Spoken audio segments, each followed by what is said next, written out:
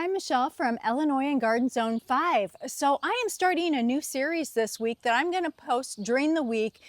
This will be a second video to my normal Saturday morning video. So I'm wanting your feedback if you like having this second bonus video.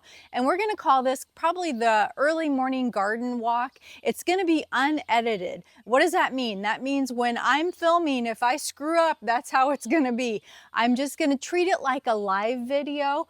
And so we're just going to do a walkthrough of the garden. I may answer your comments, like if you have questions and things like that in future weekly early morning garden walk videos. And I'm open to suggestions as far as what we would like to talk about during the week when I shoot this bonus video. If there's topics or things that you want to cover, let me know in the comments. Also, let me know in the comments if you're interested in seeing a second video through the week, or if you'd rather just stick to my Saturday morning videos. So let's get going today for this bonus video. We're in the last week of May. Here in Illinois, we have had rain for the last week, and so everything is super wet, but we have lots of blooms. So let's check it out. Okay, as we're walking through the backyard gate, the generous gardener roses are really starting to bloom now. They have lots of buds on them. This is their third year on the arbor, and I have one on each side. Also, the catmint from Proven Winners, the little cat's pajamas, it's doing really well in that dark purple color. Now back here, this was planted by seed last year and didn't do anything. It's penstemon, and I think I got it from Johnny's, but look at that. It is 3 different colors. We're getting the light pink, we have a dark pink, and we have a purple, all on one plant. Isn't that gorgeous? I just love that. So I left it there all summer last year, and like I said, no blooms. Just the roots were growing, and now this year, look how beautiful that is. And these are little limes. They're the full size, or not little limes, these are limelights. They're the full size hydrangeas. There's 3 of them, and they will get 6 to 8 foot tall and make a nice garden room for us back here. Now the window boxes, I've done different things this year. Normally I do super petunias. This year I've done a lot of green. I've done some tropicals, I've done some geraniums, and they've only been planted up for about a week, so they'll fill in and look beautiful. Lots of salvia. I do lots of salvia. The bumblebees love salvia, so I like that in the garden. On the front window boxes, we have some Proven Winners. I think it's called White Night, and very pretty. And then also some pink geraniums. And then I put some herbs and ivy in the middle. So just a different look this year, but I am liking it. Okay, here it is. Look at the sitting pretty roses. Now, like I said, we've had lots of rain this week. So we have lots of blooms, petals on the ground. And also we had some bad windstorms, so it did kind of separate the roses a little bit and weigh them down there. So once they get done with this bloom, like here, probably in the next couple weeks, then I'll come through and give them a really nice trim and see how they do, since I am looking at some that will need to be trimmed up off the ground. This is a Proven Winners hardy geranium that I tucked in here with the pinks, the purple one. It looks gorgeous growing in there. And our little urn set in the back with the little pink lemonade and the tricolor potato vine is filling in nicely. But our main show is these sitting pretty roses, and they smell so good. And I did do a bouquet last night on the table, which I absolutely love, having a bouquet on the table. Now, I was a flower arranger at one time, a stylist, so I still love to put bouquets together. There's another penstemon that I grew from seed last year. Again, it did not bloom all last year, and then this year it is blooming in that hot pink color, and I have it right next to a little chive plant that has little purple heads all over it right now. So I do like to tuck things in the back behind stuff too. So just like when you're walking along, you see different things and you have to peek over things and see things behind. So layer things in different ways. We've got knockout roses. And I was asked in the comments about how I take care of my roses and, you know, disease and keep bugs off of them and all that. Well, that is spray, and I have not done it this year with the rain. And you can see I do have some bug damage on the leaves. So I think that's pretty inevitable when you have roses, and you can spray them to keep the bugs at bay. I also use fertilizer food on them and feed them. And a lot of times this year, the fertilizer I used did not have any bug repellent in it, but I like the Bio Advanced. And when I went to buy it in the springtime, I couldn't get it. And now I have it. So my next time I feed these, probably in June, I will feed them with the Bio Advanced. And it does seem to help with the bug deterrent. But I do go through a lot of different kinds of sprays. I try out different brands to see what works best. But I do have full transparency here, we do have something eating on the roses. So, and not so much the rose heads, but on the leaves. And this is Boscobel. And look how gorgeous. This is a David Austin rose. Absolutely gorgeous. This is Olivia, and this is what happens to Olivia, I think, when she gets too wet, because like I said, we've had lots of rain. Kind of turns brown around there on the petals, the outside petals, but she's still gorgeous and she's very, very fragrant. And this is Desdemona, also David Austin, and it's more of a whitey pink. Let me see if I can flip it for you right there.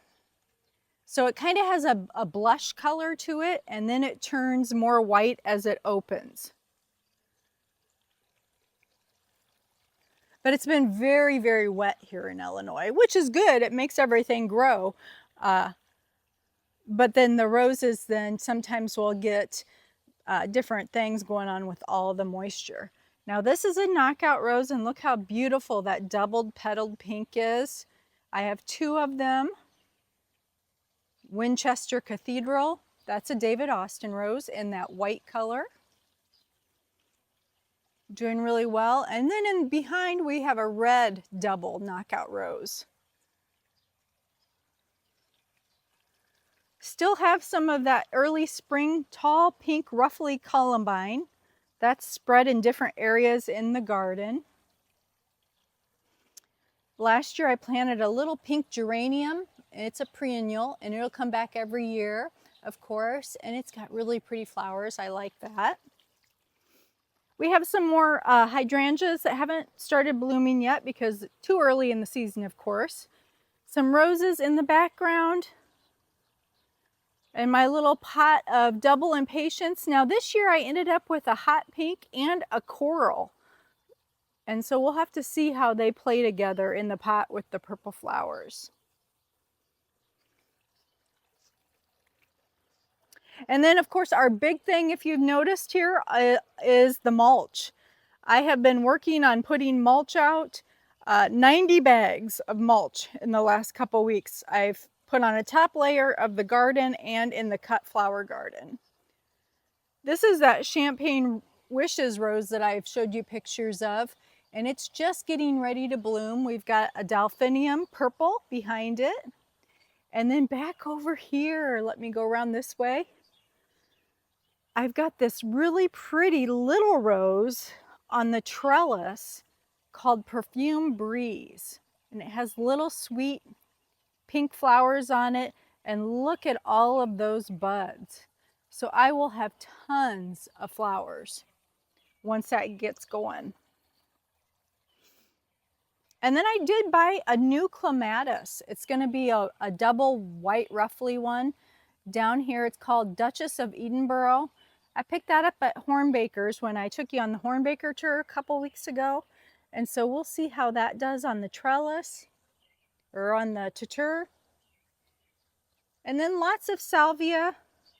And I did have this. I'm still working on this.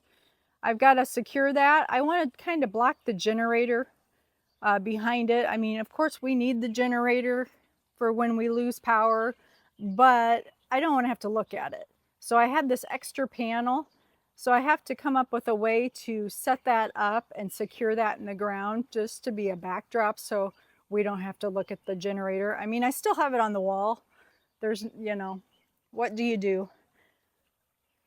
Some things are necessary. And then over here we've got a pretty double pink rose knockout with the purple salvia. And I've got bobo hydrangeas on each side of it. So that'll fill in beautifully once they start blooming. And all of this is only a couple years old in this corner here. This was just added, I think, 2 seasons ago. I pulled stuff out from the foundation. We did rip out a huge shrub a few weeks ago, and I replaced it just 3 days ago with a new hydrangea, and that's going to be Strawberry Sunday. So it gets 4 to 5 foot tall and I think up 3 to 4 foot wide. So it'll fill in nice there for the deck and have pretty pink and white blooms on it. Now the pots on each side of the fountain are filling in nicely. They are supertunias. And so this year I'm putting the supertunias in big pots because they take lots of water. And so I thought I would put, it's the Above and Beyond combination, which is a bubblegum supertunia and then a fuchsia supertunia and a silverberry supertunia. And you put all of those together and then you get a beautiful combination like that. And the fountain is working and sounding great. I love that in the morning. We do have that on a timer, so it automatically comes on in the morning and then it'll shut off later on throughout the day.